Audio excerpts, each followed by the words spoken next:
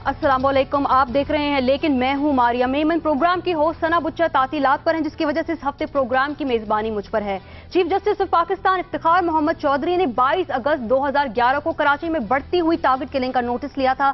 2.5 माह की समाअत के बाद 6 अक्टूबर को इस केस का फैसला सुना दिया गया। आज 21 अक्टूबर 2012 है, लेकिन नादीदा हाथों से निकलने वाली अंधी गोलियों से मरने का सिलसिला अब तक नहीं रुक सका। Human rights commission of Pakistan की रिपोर्ट के मुताबिक 2012 के इब्तिदाई 8 माह के दौरान टारगेट किलिंग से होने वाली हलाकतों की तादाद 1775 है, जबकि सितंबर के महीने में मरने वालों की तादाद 263 और अक्टूबर के 20 रोज में हलाकतों की तादाद 167 हो चुकी है। लेकिन अलमिया यह है कि सिंध हुकूमत की तीनों इत्तेहादी जमातें इसका इल्जाम एक दूसरे पर डालती रही हैं। कराची में टारगेट किलिंग की वजूहात क्या हैं और हुकूमत इस खूनी लहर को रोक क्यों नहीं पा रही, इस पर बात करने के लिए इस वक्त हमें ज्वाइन कर रहे हैं। हमारे साथ मौजूद है मोहम्मद हारून अगर साहब, जो कि सदर KCCI के, महमूद अल हसन सदर कराची बार एसोसिएशन, शर्जील मेमन साहब वजीर इत्तलात है सिंध के, और फैसल सब्जवारी रहनुमा MQM के। बात हम शुरू करेंगे मोहम्मद हारून अगर साहब से। आप लोग 3 नवंबर को एक धरना दे रहे हैं गवर्नर हाउस के सामने, वजीर आला हाउस के सामने, तो हम इसको ये समझे कि जो मुज़ाकरात की कोशिशें थी वहां कुछ दाल गलती नजर नहीं आ रही और अब वहां पे इसीलिए आप ये धरना देंगे? जी बिल्कुल, 2 साल से हम लोग लगे हुए हैं कि ये अमन व अमान सही तरह चले, लेकिन गवर्नमेंट के ऊपर कोई बात ही नहीं आ रही। तो हमने ये आखिर फैसला किया। हमारे पास कल जो सैटरडे को मीटिंग हुई थी हमारी, जिसमें 7 इंडस्ट्रियल एसोसिएशनें थी जो 20,000 इंडस्ट्री को रिप्रेजेंट करती हैं। उनके चेयरमैन थे, स्मॉल ट्रेडर्स थे, अंजुमन तारजान की लोग थे, केमिकल एंड डाइज एसोसिएशन के चेयरमैन थे, ग्रोसर्स के चेयरमैन थे, आयरन एंड स्टील के थे, इलेक्ट्रॉनिक मार्केट के थे, सदर अलायंस के थे, और बहुत सारे लोग थे। ऑलमोस्ट 250 लोग थे जिन्होंने फैसला किया कि ये जो हम लोगों ने मुत्तफ़िका फैसले हुए हैं, जिसकी जो हैं तीन हैं, जिसमें नंबर 1 ये है कि जी सबसे पहले हम धरना देंगे 3 नवंबर को, अगर ये CM हाउस के सामने और गवर्नर हाउस के सामने। इसके बाद हम लोग बैनर्स लगाएंगे पूरे कराची शहर में, जिसमें ये सारे अमन व अमान की बात की लिखी हुई होंगी उसके ऊपर। 3rd नंबर पे हम पिटीशन दाखिल करेंगे जो सुप्रीम कोर्ट के आज कुछ नोटिस के ऊपर, जिसका अभी तक इसके ऊपर कुछ नहीं हुआ है। इसके ऊपर हम पिटीशन कॉन्स्टिट्यूशनल पिटीशन दाखिल करेंगे। इसके आपने कहा कि आपने अपने स्टेप्स बता दिए कि पहले स्टेप में आप जो है धरना देंगे, फिर बैनर्स लगाएंगे, फिर सुप्रीम कोर्ट में पिटीशन करने का भी इरादा रखते हैं। अगर आप ये पिटीशन कर भी देते हैं तो फैसले पे अमल दरामद तो गवर्नमेंट ने कर रहा है, और जैसे कि पिछले फैसलों की कोई इतनी अच्छी रिजल्ट कार्ड अभी तक नहीं रहा। आपका क्या ख्याल है कि अगर हुकूमत ने अमल दरामद करना है, फिर भी उम्मीद नजर आ रही है आपको इसमें? नहीं, देखें, हम तो कोशिशें जितनी होंगी वो करेंगे। अगर नहीं हुआ तो 10 नवंबर को हम स्ट्राइक करेंगे इसके ऊपर। ठीक है, सही, बहुत शुक्रिया। और ये पहली बात बता दीजिए कि आप लोग अपनी सफ़ों में जैसे आप कह रहे हैं कि आज एक मुलाकात हुई है, उसके बारे में आपको नहीं पता, तो आपकी अपनी सफ़ों में आप लोग मुत्तहिद हैं? कराची चैम्बर पूरा प्रेजेंट करता है, रिप्रेजेंट करता है पूरी कराची को। हम लास्ट 16 ईयर से हम इस अपना सराज कासिम तेली इस ग्रुप को लेके चल रहे हैं और इसको ऑन कर रहे हैं। लास्ट 5 ईयर से अनअपोज हम कराची चैम्बर को रिप्रेजेंट कर रहे हैं। कोई हमारे सामने है ही नहीं अभी इस वक्त। ठीक है, चलो अब इस पर हम हुकूमती नुक्ता नजर भी लेते हैं। शर्जील मेमन साहब ने हमें ज्वाइन कर लिया। शर्जील साहब, जानना चाहूंगी, कल आपकी बहुत धुआंधार तकरीर सामने आई है, आपने जो बातें की हैं वो सबके सामने है, उस पर भी बात करेंगे प्रोग्राम के अगले हिस्से में जाकर। पहले बताइए, कराची में जो रोजाना लाशें गिर रही हैं, उधर भी कुछ ध्यान जाता है गवर्नमेंट का? जी शुक्रिया। पहली बात तो मैं ये कहूँगा कि गवर्नमेंट को बिल्कुल सीरियस कंसर्न है। ये नहीं कि हुकूमत कोई सो रही है या आराम से बैठी है। कल भी वजीर आला हाउस में एक मीटिंग हुई थी जिसमें मैं भी मौजूद था। उसमें रेंजर्स और पुलिस और दीगर जितनी भी इंटेलिजेंस एजेंसीज हैं उनके तमाम नुमाइंदे सबने शिरकत की थी।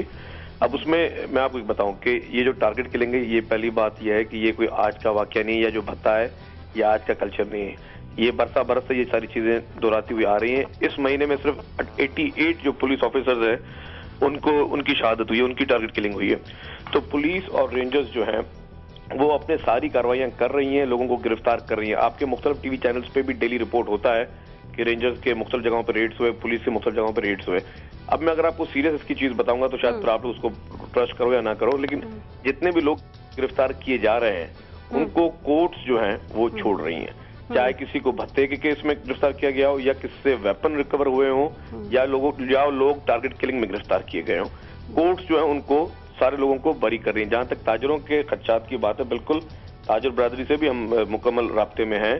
چیف منسٹر صاحب کی کل بھی بات ہوئی تھی سراج قاسم تیلی صاحب سے بھی اور مختلف ان کے نمائندوں سے. ہم ان کو ہمیشہ یقین دہانی بھی کراتے ہیں, لیکن ایک اور بات بھی ہے. اس سے پہلے اسمال ٹریڈرز ایسوسی ایشن تھی, ان سے ایک ملاقات ہوئی تھی.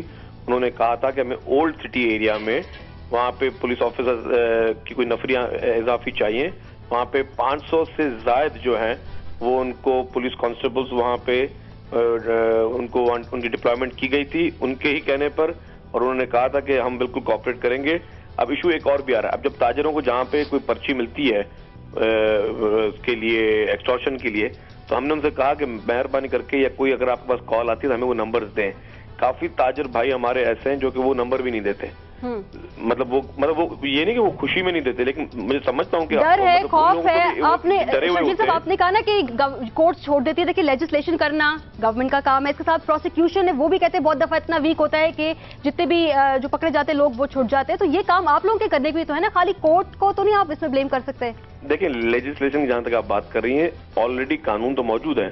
بھتہ بھی قانون میں جائز نہیں ہے, مرڈر کرنا بھی جائز نہیں ہے, یا کوئی اور واردات کرنا, ڈکیتی کرنا یہ قانون میں جائز نہیں. یہ ساری چیزیں ہیں. لیکن پولیس, میں آپ کو ایکسپلین کروں کہ اگر پولیس کہیں پہ ریڈ کرتی ہے تو کسی عام شہری کو وٹنس بنا کے تو نہیں لے کے جا سکتی نا.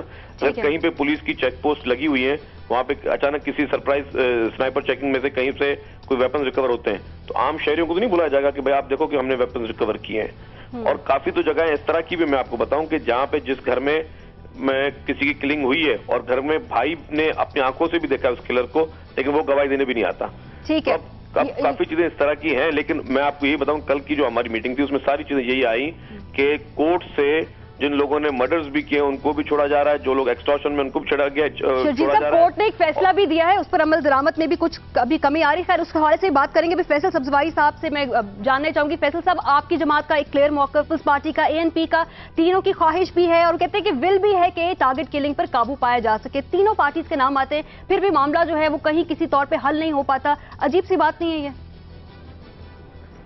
ہاں نہیں, عجیب سی بات ہے بالکل ماریا, لیکن اس کو سمجھنا پڑے گا کہ ابھی جو یہ لیٹسٹ اسپری ہے جس کے باعث ہم اور آپ یہاں بیٹھے ہیں اور یہ پروگرام کر رہے ہیں, یہ کیا ہے.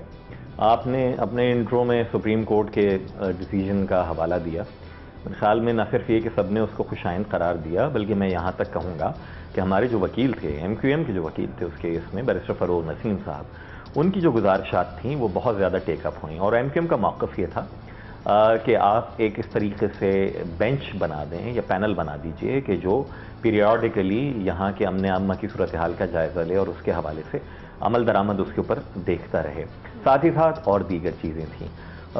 ہم نے جہاں جو کام پولیٹیکلی کرنا تھا وہ یہ کرنا تھا کہ گورنمنٹ کے ہاتھ مضبوط کریں, نہ صرف یہ کہ کرمنلز کو آئیڈینٹیفائی کریں, ان کی شناخت کروائیں, بلکہ اگر کبھی بھی کہیں, کیونکہ دیکھیے عوامی جماعتیں ہیں ساری, میں سمجھتا ہوں, اور اس میں عین ممکن ہے کہ اس معاشرے میں اگر اچھوں کے ساتھ برے لوگ موجود ہیں تو کسی سیاسی جماعت میں بھی چلے جائیں.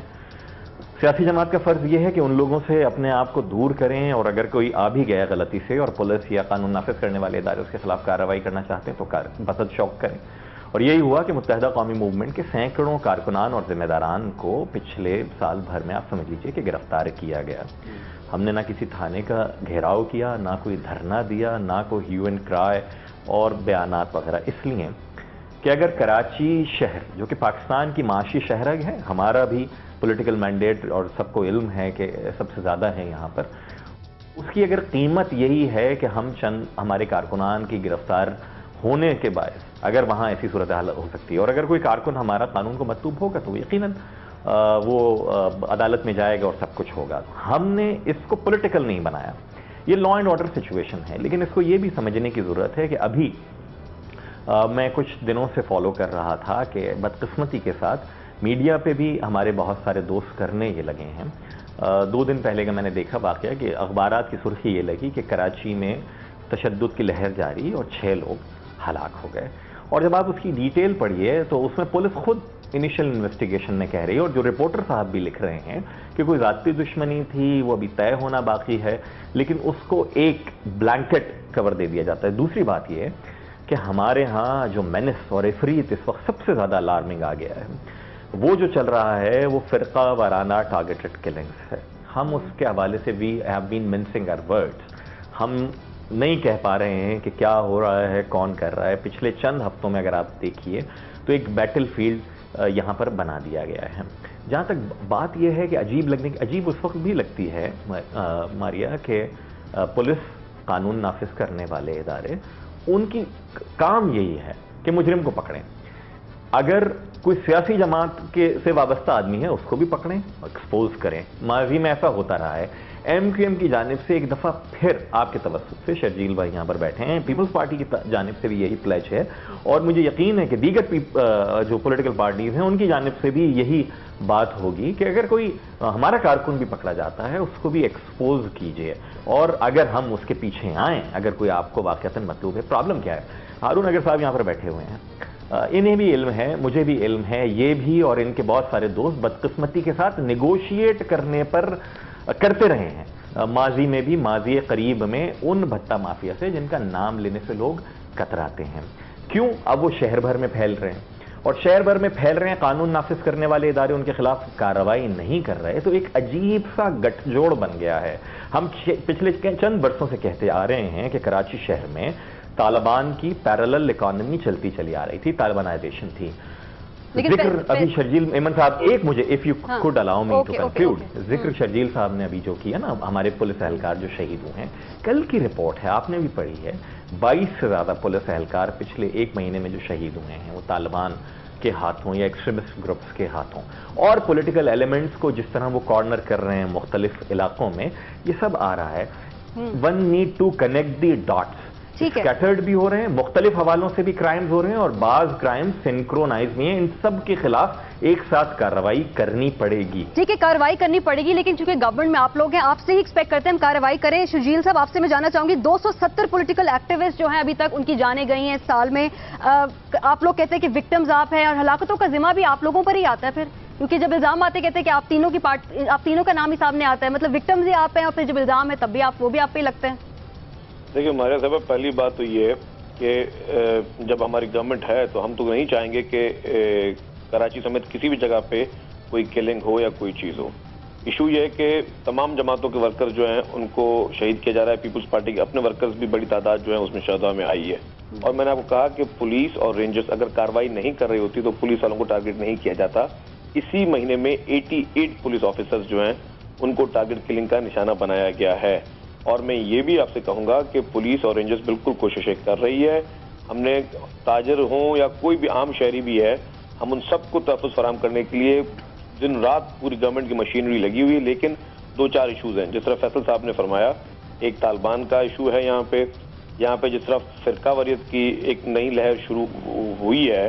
اب اس میں بھی کافی چیزیں پیش رفت ہوئی ہیں کہ یہ کیا چیزیں، مطلب کہاں سے یہ ساری چیزیں آپریٹ ہو رہی ہیں. لیکن بات یہ ہے کہ جب تک یہاں پہ، میں دوبارہ کہوں گا کہ ہمیں سب کو، پوری سول سوسائٹی کو مل کر جو ہے ان چیزوں کو فیس کرنا پڑے گا. اور جو سب سے بڑے میں بڑا فیکٹر ہے وہ ہے جوڈیشری. میں جوڈیشری پہ کوئی کرٹیسزم نہیں کر رہا، لیکن اگر یہاں پہ ججز خود ڈریں گے، یہاں پر دیگر قوتیں خود ڈریں گی ان لوگوں سے، مطلب اگر میڈیا بھی ڈرے گی ان لوگوں سے، تو پھر یہاں پہ وہ چیز جو ہے وہ سامنے اس طرح نہیں ہے، ان چیزوں کا مقابلہ نہیں کر سکتے. اصل میں کیا ہے کہ جتنے کیسز ہم بھیجتے ہیں، مطلب میں آپ کو بتاؤں کہ جو 13D کے مقدمات ہوتے ہیں، ویپنز کی کوئی 2000 کیسز صرف ایک سال میں بھیجے گئے، اور 2000 لوگوں کو گرفتار کر کے بھیجا گیا، سب کے سب رہا ہو گئے.